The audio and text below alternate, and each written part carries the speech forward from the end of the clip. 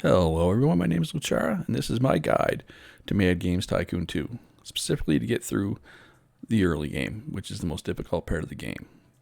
The first thing you can do to give yourself a leg up is when you're picking what country your headquarters are in. If you pick Australia, is good because you start with skill game. Adventure and puzzle game can also be researched early. Let's go with Australia for this example. These are the perks I'm going with in my CEO.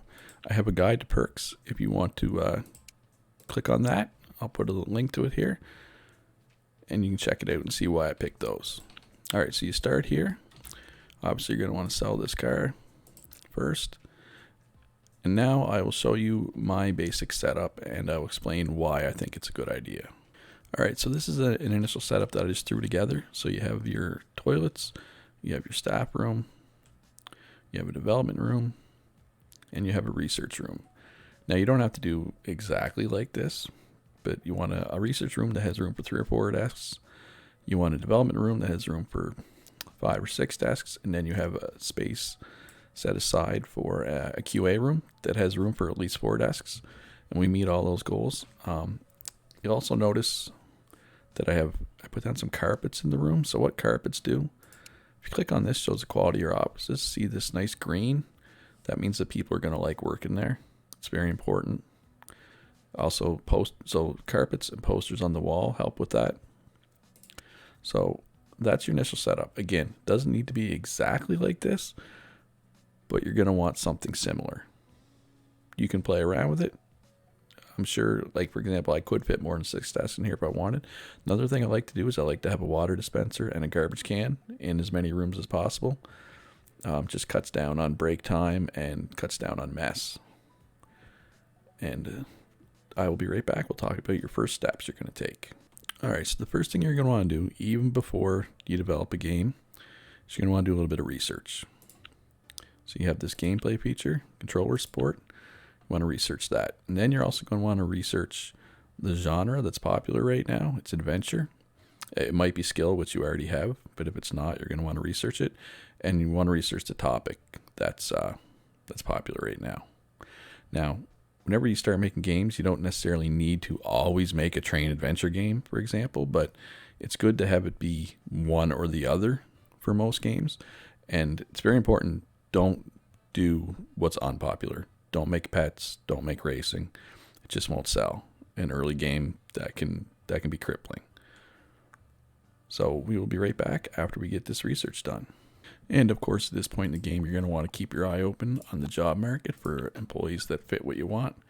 Right now, the only person is Edward here, and he's hardware and engineering, which is used for console development, which is not something we care about right now. So we're just going to keep banging this out on our own. We will check this periodically, see if there's more. No, probably at the end of the month, we'll get some new applicants, hopefully. Because as it is, we're just going to have to do this research all by ourselves. If we don't get a good applicant here soon. Oh, here's some people. So we got a graphic artist, and we got a music and sound. He's got some decent traits. He has no traits, but it's better than nothing right now. We can get rid of them later. It's fine. Right now, we just want to get through this research ASAP. So we will be back once the research is done. So while we were doing that research, another research for a gameplay feature came up, so we're going to do that as well. And then, we also hired a researcher, I should mention. And then we're also going to research a couple topics that should work for an adventure game, just so we can make some adventure games other than just train adventure games, because for some reason, I don't think a train adventure game is going to be particularly good. So we'll grab fantasy, maybe we'll grab cyberpunk, something along those lines. Something that I know goes with adventure, right? What else would go with adventure here? Zombies, wizards. Wizards should work. And then we'll go set about making our first game. All right, so we're ready to make our first game. I'm just going to show you what I have here in my development studio. So I have a graphic designer, I have a game designer, I have a programmer, I have myself who does a little bit of everything, technically a game designer, and I have a music and sound person. It's very important early game to have one of each of those 4. So these top 4 are the 4 that are used in game design. These bottom 4 are used in other things. They're useful, just not in your game designer. So you want to have one of each at least. Early game, later game, when you have a graphic studio, a sound studio, and a mocap studio, it's not nearly as important, but early game it is. So let's make a game. New game, genre, adventure, topic. We're not going to do trains because trains are lame. Just go with a random name for now. We're going to go adults. I don't think children like adventure games. Game size, all we can do right now is B. Per lead designer. Nobody here has the leadership ability, so we'll do ourselves. Because I'm awesome. We don't have an engine yet. Put it on the platform with the highest. This is all we have right now. Now this screen is interesting. So you can look this up. There's guides on Steam. You can Google it. It'll tell you exactly how to make every game. If you want, you can try to figure it out on your own. Once you get you'll get letters after you make a game that'll say, for example, fans would have liked to see better atmosphere in game, whatever your game is called. So then you know to move your slider. And when you get your QA studio, you can do game reports, and it will tell you exactly how to do these in particular. So, and then for languages, so our dev cost right now is $23,600. If we enable all languages, that jumps to $78,000. You do not want to do that early game. It's just not worth the money. We only have $100,000, right? So we'll just put on English for now. You just, until that $70,000 doesn't matter, just go with English. All right, so I'm gonna cheat for this example, and I'm gonna look it up, the exact things for an adventure game. So this is what you want for an adventure game. Again, I looked it up in a guide. If you want to look it up as well, you can. If you want to try to figure it out on your own, you can. Generally speaking, it's relatively intuitive. An adventure game, it's going to want a little bit gameplay over visuals. Story and atmosphere are very important, right? Gameplay, graphics, it makes sense. So the next screen, this is your features. You're pretty much always going to want to enable all your features. There's no reason not to, unless you're really trying to save a buck, because they're really not that expensive. And then this screen, you can cut costs, but honestly, I've never cut costs. I can't see it being worth it. But if you want to try cutting costs, have at it. I just don't recommend it. All right, so once this game's done, we'll go with our next step. All right, so our game's done. We can't self-distribute it yet. So if we hit continue development, they will continue working on it, slowly make it better, and it will slowly get rid of the bugs. It can be worthwhile, but it takes a long time. We're going to do it for this game. We're going to wait for it to get bug-free, and then we'll ship it out. See, it's got the bugs are temporary, but there wasn't many bugs to kill. All right, so the bugs are done, so we'll send it. So search publisher. So now this is interesting.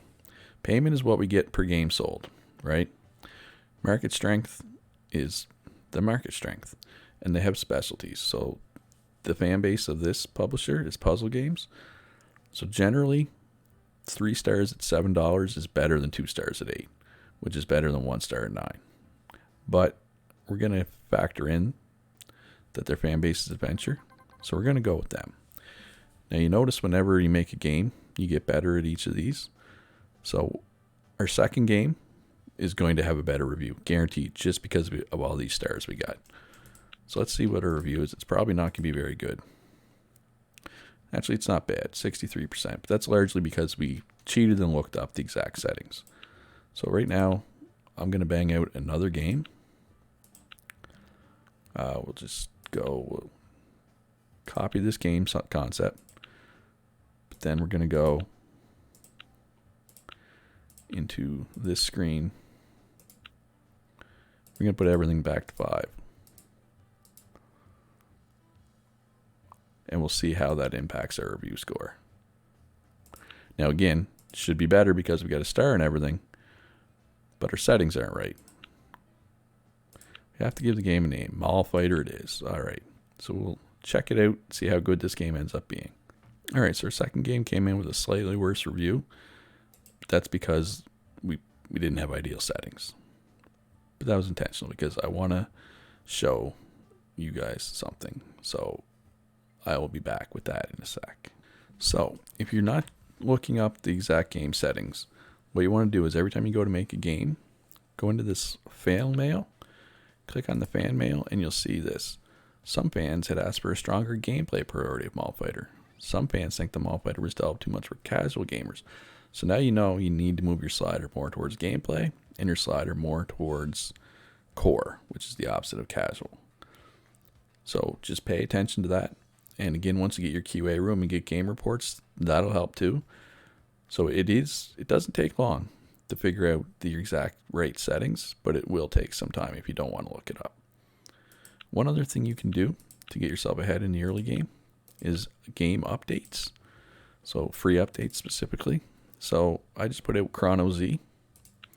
I did not polish, so there's bugs. So we'll pay to get rid of all the bugs, and we'll pay max to improve the game. You notice it only costs $6,000 to do that, and it's very quick. Look how fast it is to put up that update. The amount of sales, extra sales we'll get out that update will make it more than worth our while in time and money.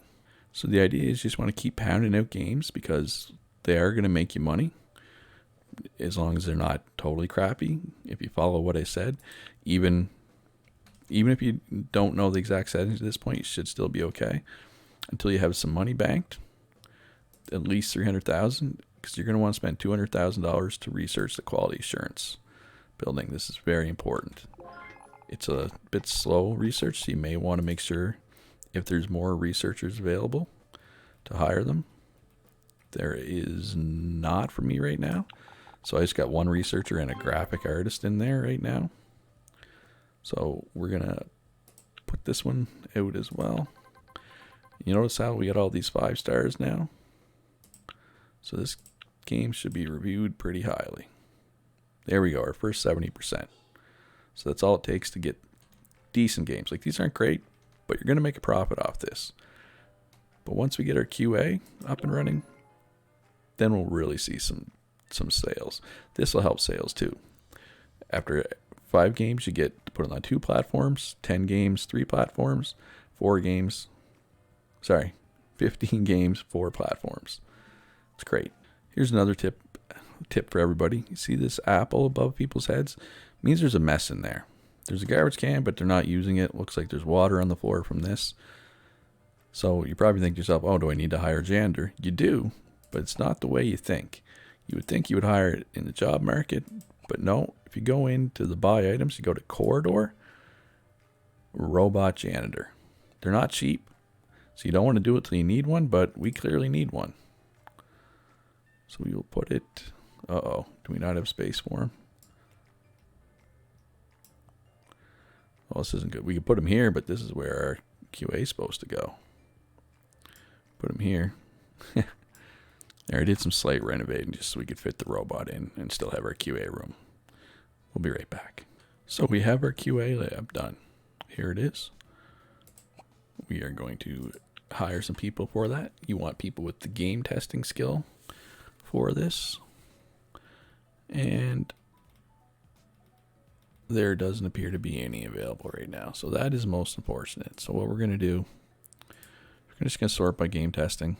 And we're just going to grab the people that have the highest and we'll throw them in there for now. Maybe eventually we'll be able to put them somewhere else.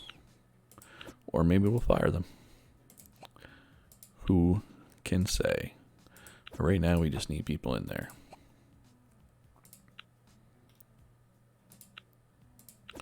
Most of these people will find a job for it. I don't think we'll fire very many of them. But if we have to, we have to. So we're just going to create a game report for now.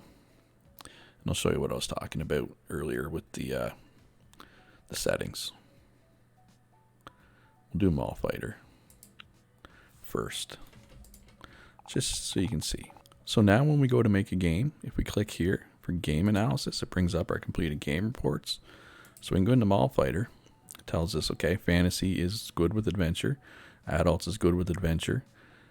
None of these are right, is what this means. If they were right, it would have a check mark here. So we know 55555 is wrong. Well, we know it's wrong because we looked it up. It also tells us what the suitable subgenres are. And this is the priority for game reviews. So that was the 40, 30, 15, 15 we did earlier. Now let's take a look at the report for Shenmei. See all the check marks here? That's because we had it right, because we cheated and looked it up. So if you don't want to look it up, you want to use these game reports. You'll be able to get this right away as soon as you have your game report. And you can use this combined with the fan letters to get the proper slider settings for this as well. So that's why you want to specialize in a couple different genres as well. Is once you know what's perfect, you can just keep putting out those games and they'll be perfect.